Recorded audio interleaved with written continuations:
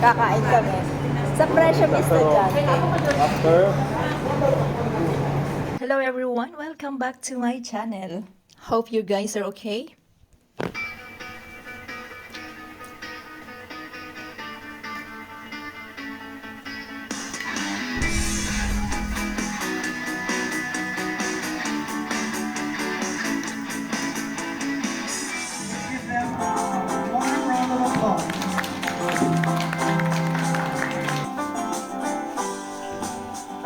Friends and family of our graduates, ladies and gentlemen, good afternoon. We'd like to start our program with a special message from Mr. Edgar Valenzuela. Most effectively and most efficiently with the current crop of core training secretariat volunteers with backstopping and support from our seasoned ALSE off-life basic training services support group. And highly respected members of society consciously contributing to nation building. Okay? This is what America, we are in the United States and Canada. Now this is interesting, Central and Latin America.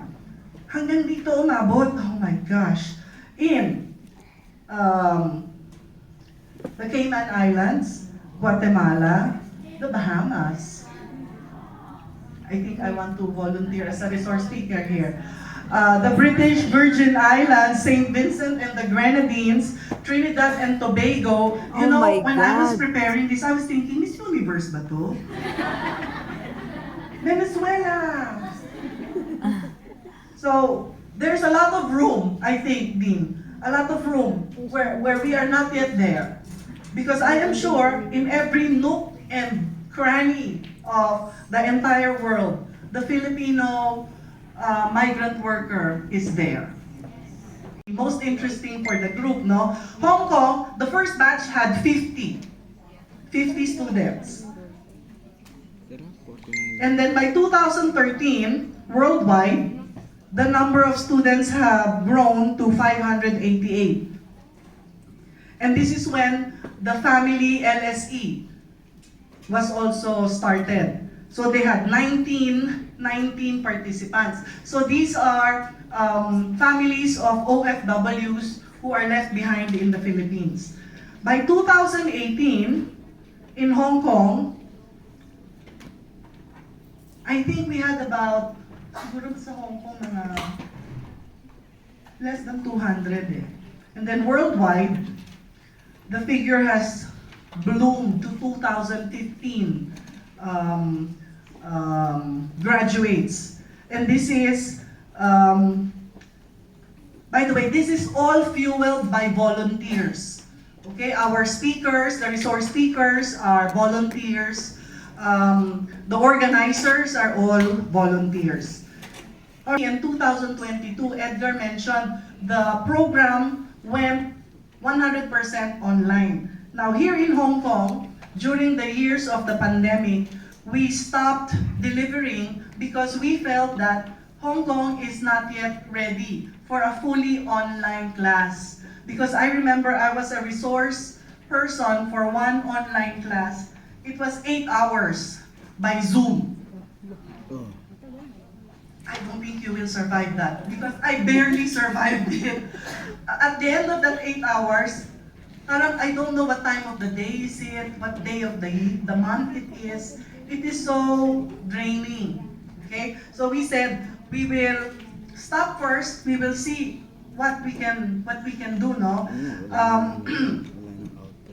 So no Hong Kong. Nag-double, 4,388 graduates. And then for FLSE Philippines, 302. Now, 2023, in Hong Kong, we have 32 successful candidates. So actually, there were 35 people who enrolled. Okay? We only have 3 who decided maybe they are not ready yet. A total from 2012 to 2023, a total of 512 graduates. Wow. And worldwide, 4,619. Now here in Hong Kong, we have already 9 years. 9 years of volunteerism. We are 518 fuel, large in Hong Kong. And I think some of my volunteers actually, they experienced running away from tear gas. During the graduation at the Chinese University in Shatin, okay, we had to leave right away because they were suspending the train services. So I remember I had to get off at Wan Chai. I was running, I was terrified. I don't know where to go because the protesters were all over the street. So very, very memorable experience. Now, 2023, so we said 2020, 21, 22, we stopped.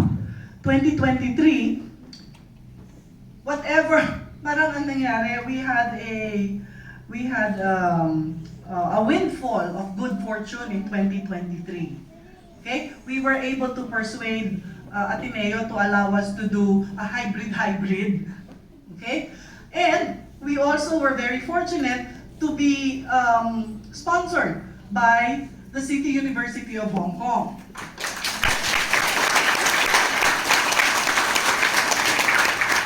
So this is the biggest good fortune that this batch has. Every time I would attend your class here, there were some venues where we have to leave because it's raining. We have to seek cover. We were in somewhere in Causeway Bay, and then Prime Credit, and this is the only time that we have proper facilities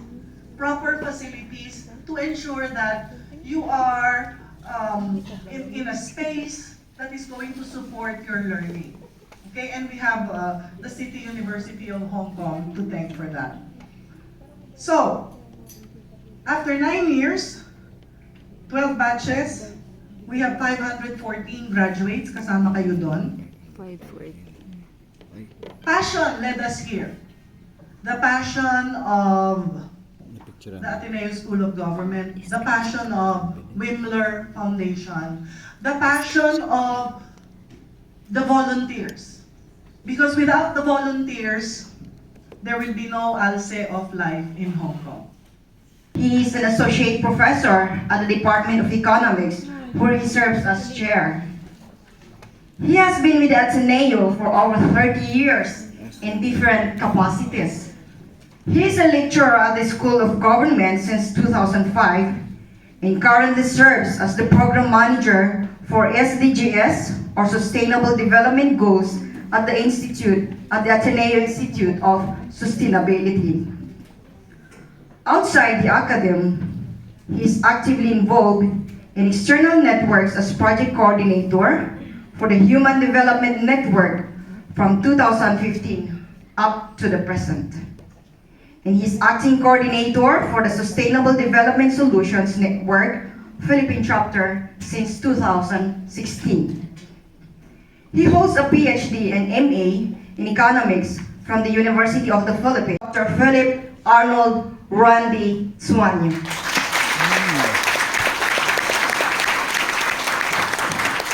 Thank you. Good afternoon, everyone. The celebration of the vision and mission which the Ateneo de Manila upholds.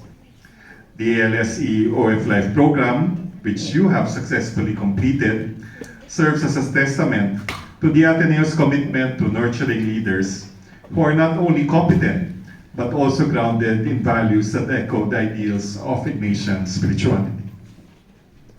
Ignatian spirituality, as you've learned in your program, encourages us to seek God in all things, to discern our role in the world. The values of Magis, I think as you've learned, it's not only more, cura personalis, or individual care for the person, and finding God in all things are not mere catchphrases, but guiding principles for a life of purpose and service. In the context of your experiences as overseas Filipinos, these values take on a special significance. The challenges you face in a foreign land demand resilience, compassion, and a constant pursuit of excellence, traits that are deeply ingrained in Ignatian spirituality. Of this year, no, we recorded one of the highest growth rates of what is known as the gross national income. So kung titingnan natin o susumahin natin ang kita ng Pilipino hindi lamang sa Pilipinas, pero sa buong mundo, no? So you look at not only the income of Filipinos within the Philippines, but also around the world. The Philippines grew by a very high 12.1% in the third quarter. And part of it, no, is because of the 100% increase in OFW remittances that you provided, no, compared to 2020. Wow, that's good news. Nawawala na naman kami. Hindi namin alam kung nasa ng CR. Nakapag-CR na kami kanina, pero bakit nawala kami ngayon? Wait.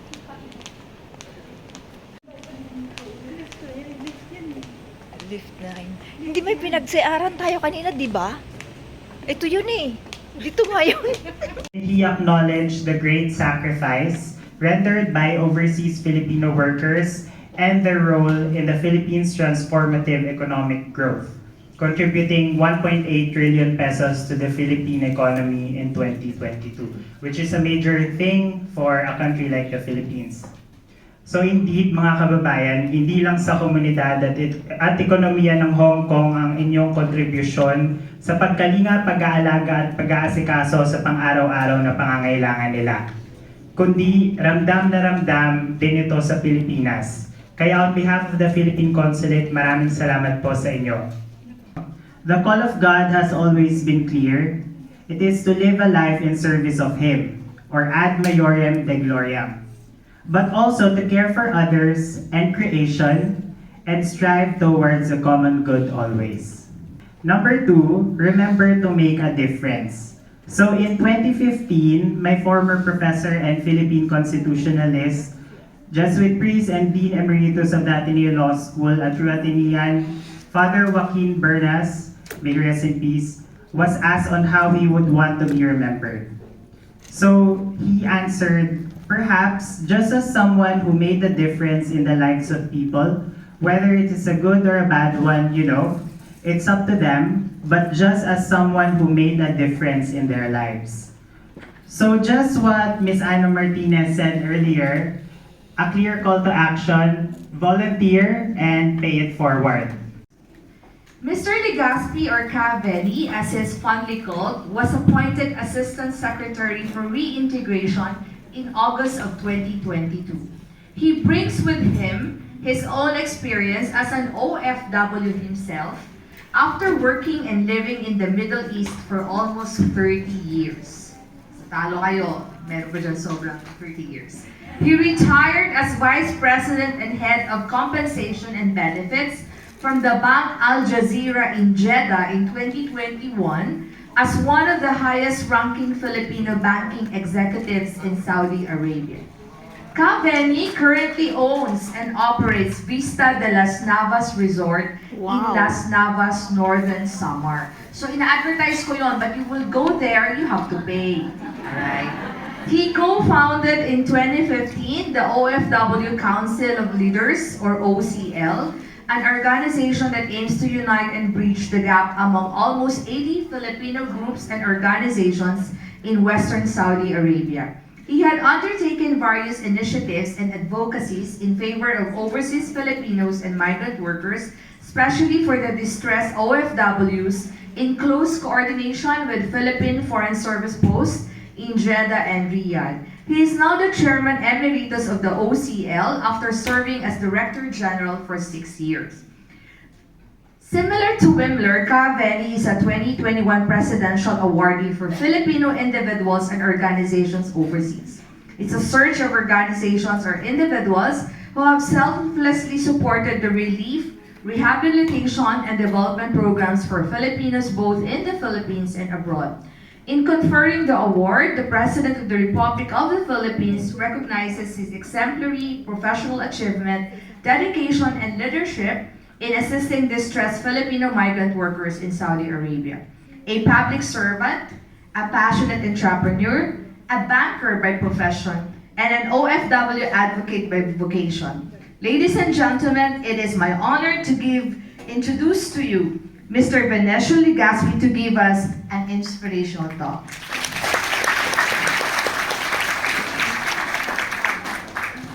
Thank you, Ma'am Cathy, for the generous introduction. Ang sabi sa programa, ako daw yung magbibigay ng inspirational talk or message. Pero kanina, habang pinapanood ko po kayo na naglalakad pababa, kayo po ang dapat na narito para magbigay ng inspirasyon.